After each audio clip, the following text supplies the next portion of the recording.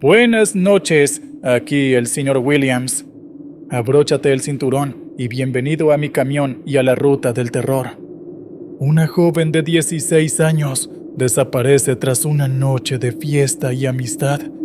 Lo que sigue desvela una trama de mentiras, poder y justicia esquiva que sacudió a todo un país. La historia de Esmeralda Richies conmocionó a la República Dominicana en el año 2023, provocando indignación nacional, intensos debates en redes sociales y una cuestionada investigación judicial. Pero, ¿cómo una noche de diversión terminó en tragedia? Esto es lo que realmente pasó. Empecemos por conocer en mayor detalle a Esmeralda Richies, una adolescente de 16 años que vivía en la ciudad de Higüey, ubicada en la provincia La Altagracia, en la región este de la República Dominicana. Higüey es un lugar marcado por una identidad cultural arraigada, sede de la famosa Basílica de Nuestra Señora de la Altagracia y cercana a destinos turísticos de renombre internacional como Punta Cana. Sin embargo, a pesar de esa proximidad al turismo masivo, Higüey conserva una dinámica comunitaria muy propia. Sus habitantes participan activamente en las celebraciones locales. Los mercados tradicionales mantienen su sabor auténtico. Y la gente valora el trato familiar y la confianza mutua que caracteriza a las comunidades más compactas del país. En este entorno, Esmeralda era conocida por su carácter alegre, su dedicación al estudio y su estrecha relación con su familia.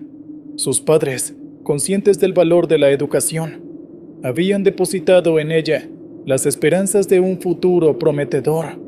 La joven apreciaba las pequeñas cosas de la vida cotidiana: pasear por el parque central, compartir con sus compañeros del colegio en momentos de esparcimiento, charlar con sus amigas y, en ocasiones, acudir a reuniones juveniles organizadas por conocidos del barrio.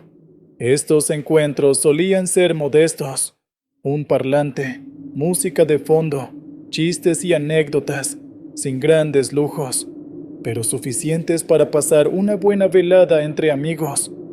El contexto educativo es particularmente importante. En su centro de estudios, Esmeralda era vista como una alumna responsable.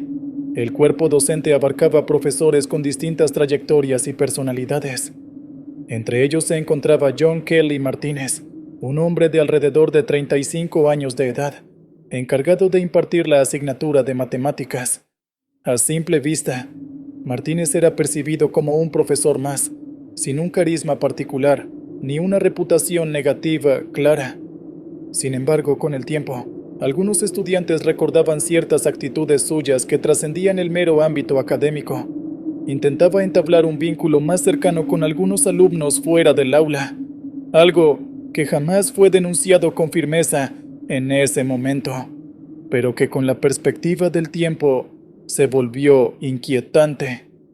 Era la noche del 12 de febrero, cuando aún el año era nuevo y las esperanzas parecían intactas.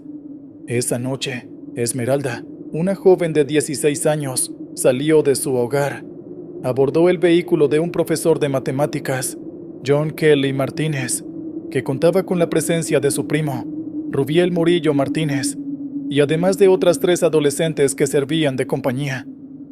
Eran aproximadamente las 7:30 de la noche cuando la joven subió al auto, sin saber que ese trayecto marcaría un antes y un después.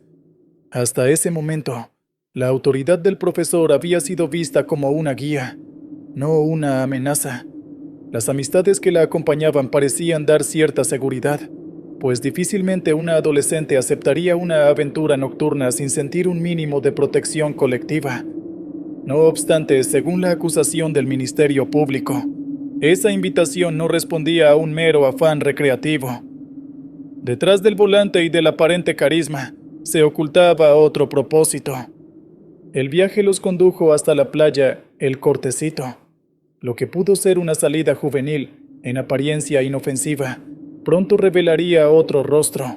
De acuerdo con la versión oficial, el profesor apartó a Esmeralda del grupo, caminando con ella hacia un sitio más alejado, mientras su primo se encargaba de mantener a las otras 3 adolescentes en otra área de la misma playa.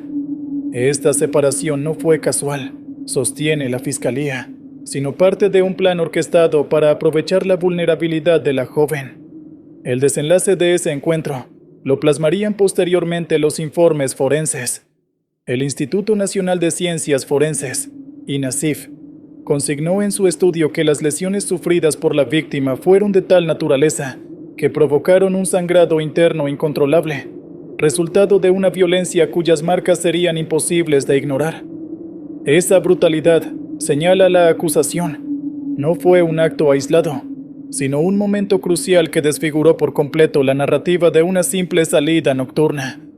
En lugar de llevar a Esmeralda de inmediato a un centro de salud, la noche se prolongó en un regreso tortuoso. Primero, la adolescente fue conducida a un baño cercano a la playa, en un intento no de socorrerla, sino de eliminar rastros evidentes del delito. Después, subieron nuevamente al automóvil, un Honda Accord EX del año 2016, donde permanecían las otras adolescentes y el primo del docente. Ninguno de ellos era plenamente consciente de la gravedad que consumía a la joven. La ruta de regreso se convirtió en una angustiosa travesía con múltiples paradas. Se detuvieron en una estación de combustible en Bávaro, donde Esmeralda entró a un baño sin que se le brindase el auxilio médico que requería con urgencia. Posteriormente, pararon en una farmacia cercana para adquirir toallas de maternidad, pastillas anticonceptivas de emergencia y agua. La ropa de la joven fue reemplazada, tratando de encubrir las huellas del acto violento. Incluso se dirigieron a la casa de una de las adolescentes acompañantes, donde Esmeralda dejó parte de su vestimenta y su cartera, halladas días más tarde por las autoridades con restos de sangre y otros fluidos. En medio de este recorrido, el Ministerio Público afirma que el profesor y su primo eran plenamente conscientes de la situación.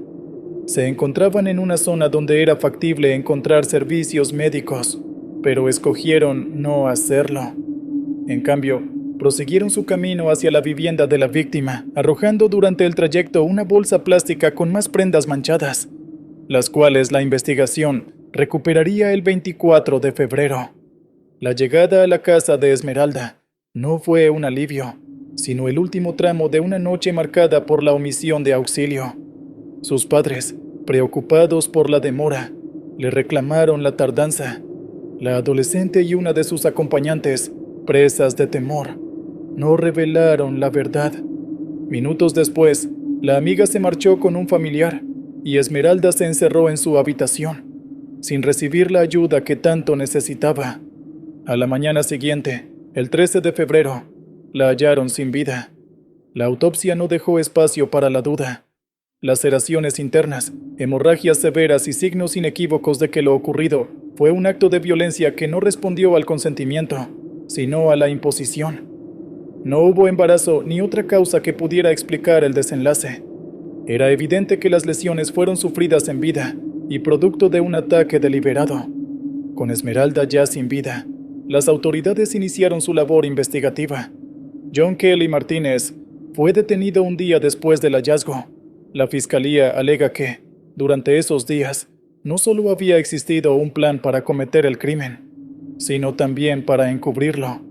El primo, Rubiel Morillo Martínez, habría eliminado una prenda de vestir ensangrentada, lanzándola a un solar baldío, donde fue encontrada 3 días más tarde. El vehículo empleado esa noche también fue vendido el 17 de febrero, en un intento de eliminar más pruebas. Sin embargo, el automóvil fue entregado a las autoridades el 22 de febrero, revelando la presencia de sangre humana en su interior. Ambos imputados enfrentan cargos por asociación delictiva, actos de crueldad y violencia hacia una menor de edad, entre otros delitos contemplados en el Código Penal Dominicano y la Ley de Protección de Niños, Niñas y Adolescentes. Al profesor se le imputa, además, la posesión ilegal de un arma de fuego, entregada por su propia esposa a las autoridades. El 23 de agosto se llevará a cabo la audiencia preliminar para determinar si existen elementos suficientes que justifiquen la apertura de un juicio. En esta fase, no se juzga la culpabilidad, sino la solidez de las pruebas presentadas por el Ministerio Público. La historia de Esmeralda, desde el momento en que salió de su hogar aquella noche hasta su fatal desenlace, revela una verdad dolorosa. La confianza depositada en una figura adulta que debía protegerla fue traicionada de la manera más atroz. Lo que comenzó como una invitación a una salida informal, terminó en un plan cuidadosamente diseñado, que aprovechó la vulnerabilidad de una menor. Este caso exige respuestas contundentes y justicia. La sociedad y la familia de la víctima demandan un proceso legal riguroso, capaz de esclarecer cada detalle, sin dejar cabos sueltos. Las pruebas materiales, las testimoniales y el análisis forense deben confluir en una verdad jurídica que honre la memoria de la joven. El ascenso de esta historia va desde la ingenua confianza de una adolescente que jamás imaginó el peligro, hasta el clímax de la agresión, y culmina con la caída estrepitosa hacia el dolor irreparable. Sin embargo, del dolor también pueden surgir lecciones. La necesidad de reforzar la protección a la infancia y juventud, de exigir controles más estrictos en entornos escolares, y de recordar siempre que la responsabilidad adulta implica, por encima de todo, salvaguardar la vida y la dignidad de las futuras generaciones. Ahora queda esperar el veredicto de la justicia, con la esperanza de que el caso de Esmeralda no se pierda en el olvido, sino que marque un antes y un después en la defensa de los derechos de los menores y la erradicación de la violencia.